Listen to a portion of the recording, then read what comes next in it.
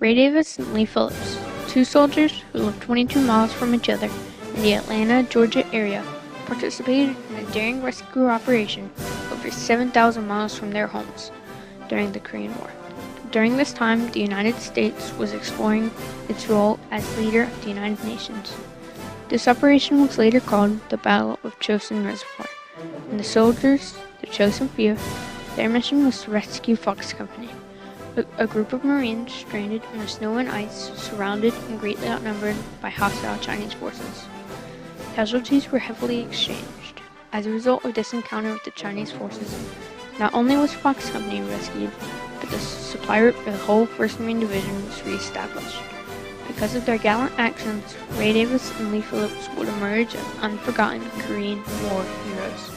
Ray Davis was born on January 13, 1915 in Fitzgerald, Georgia. 8 years later, he and his family moved to Atlanta. After graduating high school, he enrolled in the Georgia Institute of Technology as an Army ROTC cadet. While attending the Army ROTC, an instructor informed Davis that the Marine Corps had one active duty commission available.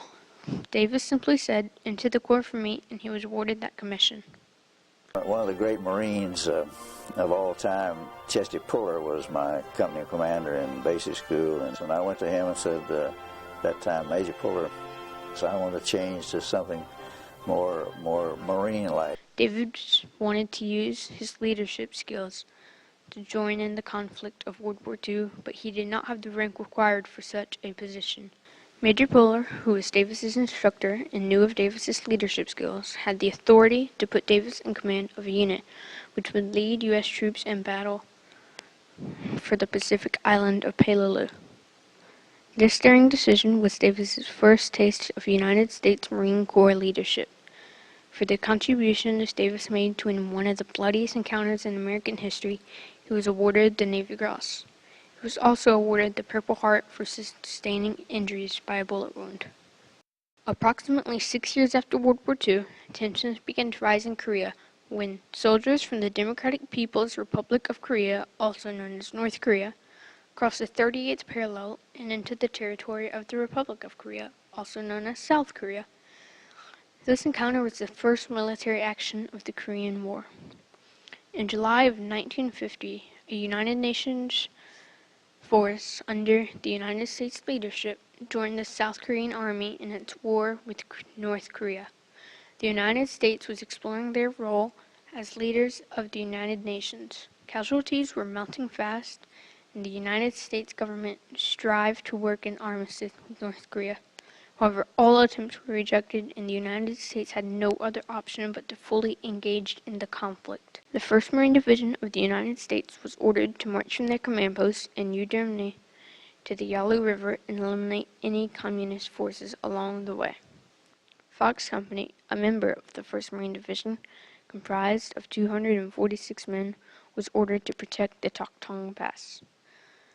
The Toktung Pass was an important supply route for all the troops in Korea.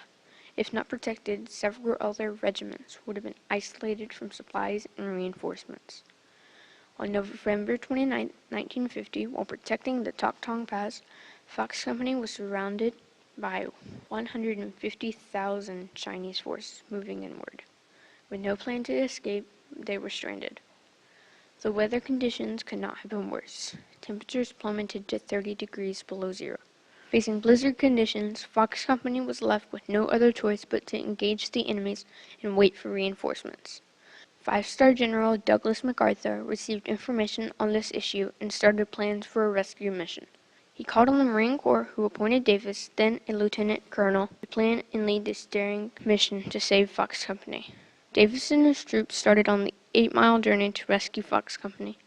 One of the soldiers on their mission was Marine Corps Corporal Lee Phillips. Born on February 3, 1930, Phillips was raised in Stockbridge, Georgia, just 22 miles from where Davis lived. Despite spending their childhood in such close geographic proximity, the two men would never encounter each other. Slowly proceeding through the snow, Davis's soldiers finally made it to Fox Company's location. Once they arrived, the Chinese opened fire on Davis's troops. Davis had no other choice but to push through hostile forces and trek up the frozen mountain. After countless ambushes and bayonet charges, tragedy struck. During a bayonet charge, Phillips was impaled through the chest by a Chinese bayonet. After proceeding up the treacherous mountain, the worst snowstorm to hit Korea in 100 years was battering down on U.S. troops. As Davis stated in his autobiography, "In the wind on our mountaintop, it could have been negative 75-degree wind chill. We would freeze to death if we did not move. It was that numbing cold."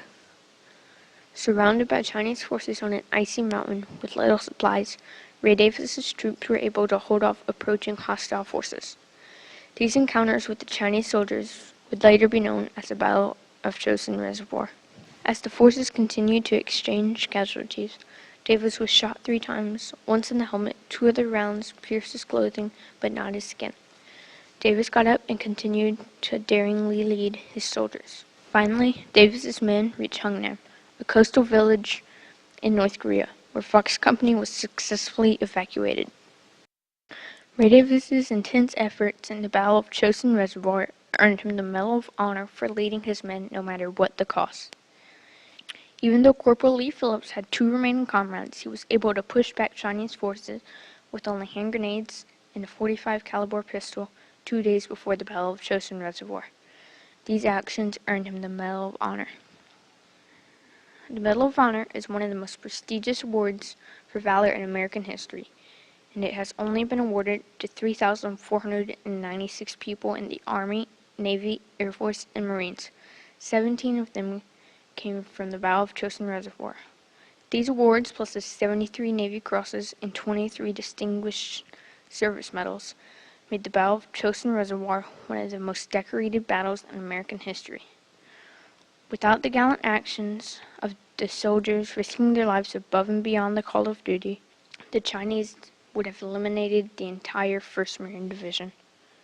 The Battle of Chosin Reservoir was an extremely important turning point in the Korean War, because new recruit soldiers were able to gain experience in battles.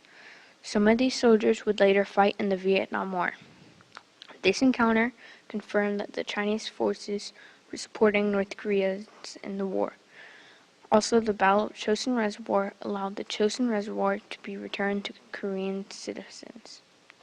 Of the 15,000 U.S. soldiers that were stationed at the Chosin Reservoir, 3,000 of them were killed and 8,000 were wounded. However, due to their gallant actions, 98,000 Korean civilians were rescued.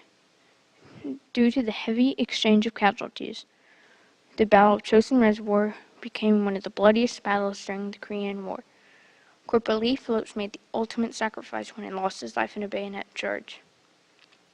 The Medal of Honor and Purple Heart were presented to his family on March 19, 1954. Ray Davis went on to become a 4-star general and led several successful missions in the Vietnam War. In May of 1969, Davis was put in charge of the education of new recruits in Quantico, Virginia. In 1987, Davis was appointed by President Ronald Reagan to help lead the Korean War Memorial Project. The memorial's purpose was to keep the Korean War in the mind of Americans and to remember the many people who fought to prevent communism to spread globally. The Korean War is considered by most people to be the forgotten war, because it was sandwiched between patriotic World War II and the extremely televised Vietnam War. And also, many civilians didn't agree with our country getting involved with a conflict so far away. After 8 years of hard work, the efforts of Davis and the Korean War Veterans Memorial Advisory Board paid off. The Korean War Memorial was completed in 1995 in Washington, D.C. It is a national monument to honor all the troops who served with valor during the Korean War. Ray Davis died of a heart attack on September 3, 2003, after a long life of service for his country. The bravery of Ray Davis and Lee Phillips is not only recognized in Washington, D.C., but is also remembered locally at the Heritage Park Veterans Museum and the Wall of Honor in McDonough, Georgia. Exploring the stories of local veterans emphasizes how small-town heroes can impact the world.